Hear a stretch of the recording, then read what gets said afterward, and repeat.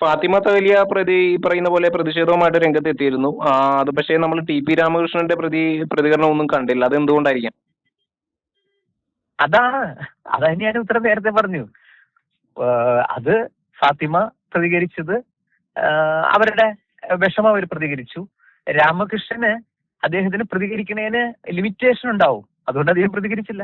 അദ്ദേഹത്തിന് സാധാരണ ഒരു MLA പോലെ പ്രതികരിക്കാൻ പറ്റില്ല. അത് ഇടതുപക്ഷ മുന്നണിയുടെ കൺവീനർ കൂടിയാണ്. അദ്ദേഹം അങ്ങനെ പ്രതികരിക്കുമ്പോൾ അദ്ദേഹത്തിന് വ്യക്തമായ സോഴ്സും കിട്ടണം.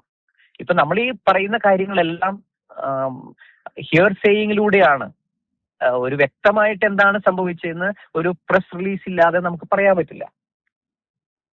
അപ്പോ ഒഫീഷ്യൽ പ്രസ് റിലീസ് ഇല്ലാത്തടത്തോളം സമയം നമുക്ക് ഒന്നും പറയാൻ പറ്റൂല.